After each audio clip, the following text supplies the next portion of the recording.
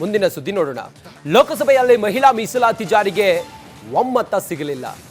NDA ಮೈತ್ರಿಕೂಟಕ್ಕೆ ಬೇಕಾದಂತಹ ಆ ಸಂಖ್ಯಾಬಲದ ಕೊರತೆಯಿಂದಾಗಿ ಕಾನೂನು ಆಗಲಿಲ್ಲ. ಕಾನೂನು ನಾವೆಲ್ಲ ಅಂದ್ಕೊಂಡಿದ್ವಿ, ಮಹಿಳಾ ಮೀಸಲಾತಿ 33% ಏನಾದರೂ ಅದು ಲೋಕಸಭೆಯಲ್ಲಿ ಮಂಡನೆ ಆಯಿತು ಅಂತೇಳಿ ಆದರೆ, ಸರ್ವ ಸಮ್ಮತಿ ಸಿಕ್ತು ಅಂತೇಳಿ ಆದರೆ ಮುಂಬರುವ ದಿನಗಳಲ್ಲಿ ಒಂದು ಐತಿಹಾಸಿಕವಾದಂಥ ಬದಲಾವಣೆ ಆಗುವುದು ಅಂತ ಹೇಳಿದ್ರೆ ಅದು ಸಾಧ್ಯ ಆಗಿಲ್ಲ.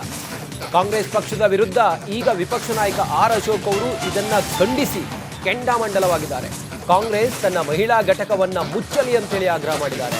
ಮಹಿಳೆಯರು ಯಾವತ್ತಿಗೂ ಕಾಂಗ್ರೆಸ್ನವರನ್ನ ಕ್ಷಮಿಸೋದಿಲ್ಲ ಅಂತೇಳಿ ಆರ್ ಅಶೋಕ್ ಹೇಳಿದ್ದಾರೆ. ಕಾಂಗ್ರೆಸ್ ರಕ್ತದಲ್ಲೇ ಮಹಿಳಾ ವಿರೋಧಿ ನೀತಿ ಇದೆ ಅಂತ ಹೇಳಿ ಕಿಡಿಕಾರಿದ್ದಾರೆ. ಬೆಂಗಳೂರಲ್ಲಿ ವಿರೋಧ ಪಕ್ಷದ ನಾಯಕ ಆರ್ ಅಶೋಕ್ ಅವರು ನಿನ್ನೆ ಬಿಲ್ ಪಾಸ್ ಆಗಿಲ್ವಲ್ಲ, ನಿನ್ನೆ ಒಮ್ಮತ ಸಿಗ್ಲಿಲ್ವಲ್ಲ, ಇದ್ರ ಬಗ್ಗೆ ಮಾತಾಡ್ತಾ ಏನ್ ಹೇಳಿದ್ದಾರೆ ನೋಡೋಣ ಬನ್ನಿ. ಇದು ಮಹಿಳಾ ಸಬಲೀಕರಣ ಬಿಲ್ ವಿಫಲ ಆಗಿದ್ದು ಒಂದು ಸಾಮಾನ್ಯ ಘಟನೆ ಅಲ್ಲ, ಸಾಮಾನ್ಯ ವಿಚಾರನೂ ಕೂಡ ಅಲ್ಲ. ಇದು ಕೆಲವು ರಾಜಕೀಯ ಪಕ್ಷಗಳ ಪಿತೂರಿ, ನಿರ್ಲಕ್ಷ್ಯ, ಮಹಿಳಾ ವಿರೋಧಿ ಭಾವನೆಯ ಸ್ಪಷ್ಟ ಸಂಕೇತ. ಇದು ಮಹಿಳೆಯರ ಹಕ್ಕು ಬಗ್ಗೆ ವೇದಿಕೆಯಲ್ಲಿ ಕಳೆದ 60 ವರ್ಷ ಅಧಿಕಾರ ನಡೆಸಿದಂಥ ಕಾಂಗ್ರೆಸ್ ಅವರು ದೊಡ್ಡ ದೊಡ್ಡ ಭಾಷಣಗಳನ್ನು ಮಾಡ್ತಾರೆ, ಆದರೆ ಕಾರ್ಯರೂಪಕ್ಕೆ ತರುವಂಥ ಸಂದರ್ಭದಲ್ಲಿ ಅವರು ಶೂನ್ಯ. ಅದು ಮಹಿಳಾ ಬಿಲ್ಗೆ ಬೆಂಬಲ ಕೊಡುವಂಥ ಧೈರ್ಯ ಇಲ್ಲ ಅಂತ ಹೇಳಿದ್ಮೇಲೆ ಮಹಿಳೆಯರ ಬಗ್ಗೆ ಮಾತಾಡುವಂಥ ಅಧಿಕಾರ ಇಲ್ಲ. ನನಗನ್ಸ್ತತೆ ಕಾಂಗ್ರೆಸ್ಸಿನ ಮಹಿಳಾ ಮೋರ್ಚಾವನ್ನು ಕೂಡಲೇ ರದ್ದು ಮಾಡಿಬಿಡಿ. ನೀವು ಯಾಕೆ ಇಟ್ಕೊಂಡಿದ್ದೀರಾ? ಮಹಿಳಾ ಕಾಂಗ್ರೆಸ್ ಘಟಕವನ್ನು ರದ್ದು ಮಾಡಿಬಿಡಿ. ಇನ್ನೇನಕ್ಕೆ ಅವರು ಪಾಪ ಅವ್ರಿಗೆ ಭಾಳ ಆತುರತೆಯಿಂದ ಕನಸುಗಳು, 100 ಕನಸುಗಳನ್ನು ಕಟ್ಕೊಂಡಿದ್ರು ಅವರೆಲ್ಲ. ಏನೋ ಬಿಲ್ ಬರ್ತೈತೆ, ಪಾಸ್ ಆಗೋಗ್ತೈತೆ, ನಾವೆಲ್ಲ ಪಾರ್ಲಿಮೆಂಟ್ಗೆ ಹೊರಟೋಗ್ತೀರಿ, ನಾವೆಲ್ಲ ವಿಧಾನಸಭೆಗೆ ಹೊರಟೋಗ್ತೀರಿ, ನಮಗೂ ನಮ್ಮ ಹಕ್ಕು ಸಿಕ್ಕಿದೆ, ಇನ್ನು ಮುಂದೆ ನಾವು ಕೂಡ ಮಹಿಳೆಯರು ಈ ದೇಶದಲ್ಲಿ ಸಮಾನವಾದಂಥ ಸ್ವಾತಂತ್ರ್ಯ ನಮಗೂ ಸಿಕ್ಕಿದೆ ಅನ್ನೋ ಭಾವನೆಯನ್ನು ಕನಸುಗಳ 100 ಕನಸುಗಳನ್ನು ಕಂಡಿದ್ರು.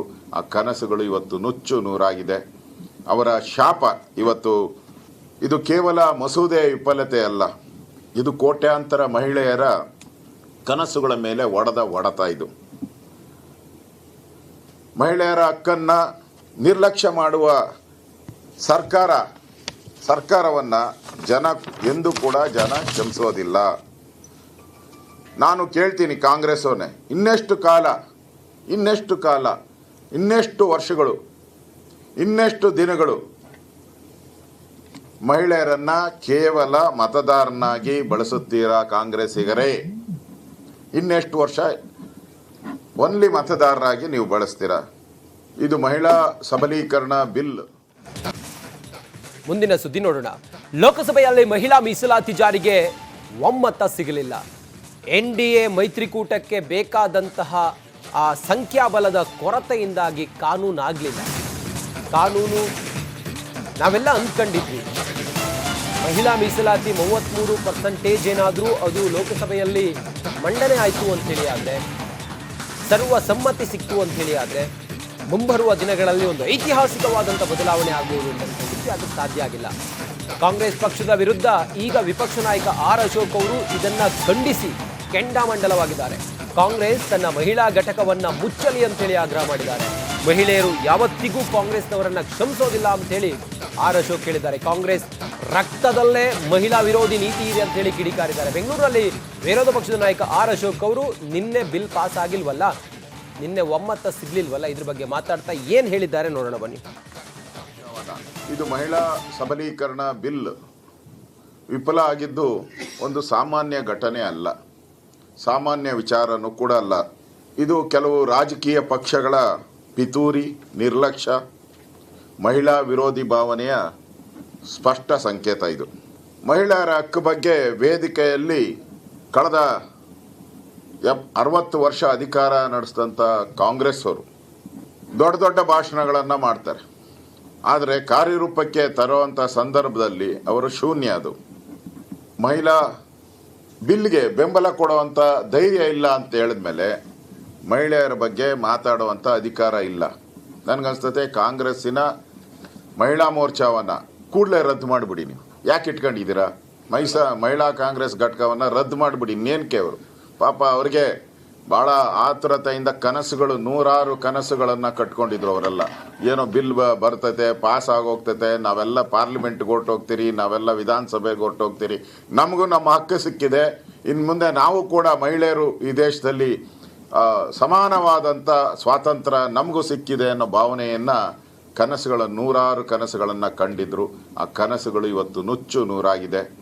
ಅವರ ಶಾಪ ಇವತ್ತು ಇದು ಕೇವಲ ಮಸೂದೆಯ ವಿಫಲತೆ ಅಲ್ಲ, ಇದು ಕೋಟ್ಯಾಂತರ ಮಹಿಳೆಯರ ಕನಸುಗಳ ಮೇಲೆ ಹೊಡೆತ. ಇದು ಮಹಿಳೆಯರ ಹಕ್ಕನ್ನು ನಿರ್ಲಕ್ಷ್ಯ ಮಾಡುವ